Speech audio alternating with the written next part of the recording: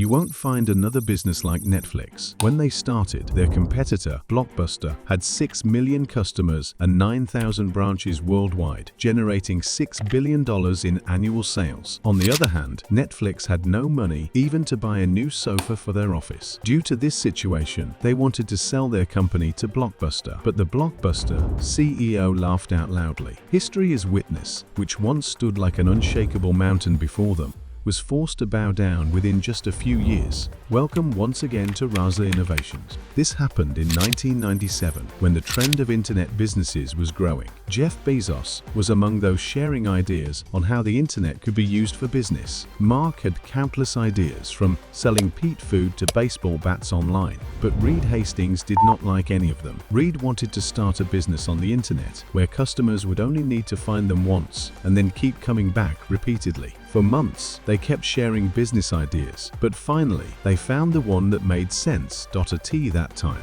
Videotapes were the primary source of entertainment. People would go to their nearest Blockbuster store on weekends, spend hours selecting their favorite movies, rent them, and take them home. If they didn't return the videotape on time, they had to pay a fine. When this idea struck them, Reed Hastings had a $40 fine imposed by Blockbuster for returning a videotape late. Reed believed that this industry desperately needed a change, and the idea of renting movies through the internet could work. However, the problem was that video cassettes were quite heavy, and shipping them could be costly. There was also the risk of tapes breaking during shipping, leading to additional losses. This was a major obstacle. Before their internet business could even begin, Mark and Reed saw it failing. A few weeks later, they learned about DVD technology through a tech magazine. DVDs were much lighter and cheaper than video cassettes, and shipping them was also cost-effective. Reed Hastings realized that instead of videotapes, renting movies via DVDs would be more profitable. This was the start of a new revolution in the movie rental business. Customers could rent DVDs online, and they would be delivered to their doorstep. A prepaid return envelope would also be included so customers could easily return the DVDs. The idea was simple, but they needed money to start the business, and neither Mark nor Reed had the required investment. Somehow, they managed to set up a low-budget office, using cheap folding tables and second-hand furniture.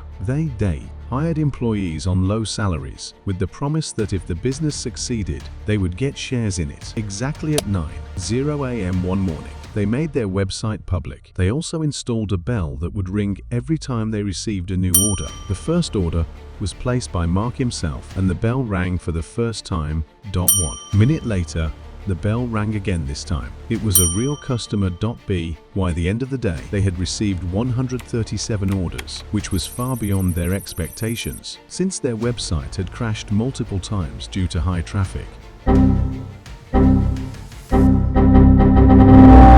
The actual number of orders could have been even higher. They needed to fix their website issues to prevent further crashes. Despite this success, their DVD rental service generated only $11,000 in sales. Most people weren't renting DVDs, they were buying them outright. They had given customers both options. Buy a DVD for $25, rent it for $4. Mark and Reed wanted more people to use their rental service because one DVD could be rented multiple times, ensuring continuous profit until it was damaged. They realized that the only reason DVDs were selling so well was that there was no real competitor in the market yet. A few weeks later, they received a call from Amazon. Jeff Bezos, who had already established a strong presence in the online book-selling market, now wanted to capture the DVD market.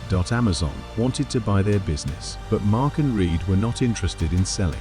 Instead, they wanted to focus on DVD rentals. Since Amazon declined their offer, they had to build their business independently. They reinvested all their revenue into growing Netflix's rental service. However, their promotional campaigns failed badly. They started a promotional campaign offering a coupon code for 10 free DVD rentals. However, the campaign failed because the coupon codes were placed on the outside of DVD player boxes instead of inside.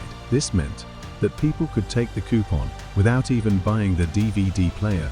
As a result, they suffered significant financial losses instead of gaining customers. Meanwhile, Blockbuster continued to dominate the market. They were making $800 million annually just from late fees alone. At that time, Netflix's total revenue was nowhere near that amount. Despite this, Blockbuster did not take Netflix seriously. Since Blockbuster had its own physical stores, it did not see any need for an online business. Mark and Reed knew they needed to scale up. They met with Blockbuster's CEO and offered to sell Netflix for $50 million.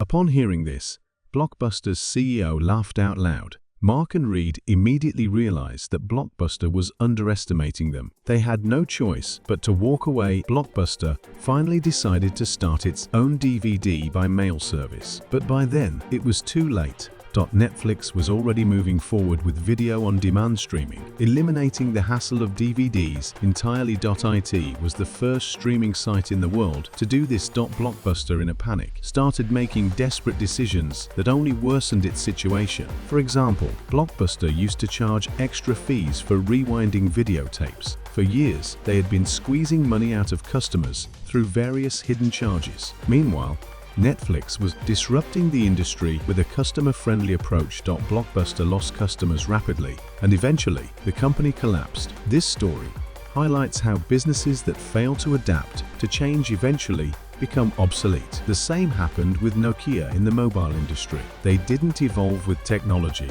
and other companies overtook them. Today, Netflix is a global giant with employees worldwide. The company is worth over $288 billion and generates approximately $19 billion in annual revenue. In contrast, Blockbuster exists only as a nostalgic memory for people. We hope you enjoyed this story. If you found it valuable, don't forget to like and share this video. Thank you for your love and support. See you in the next amazing video.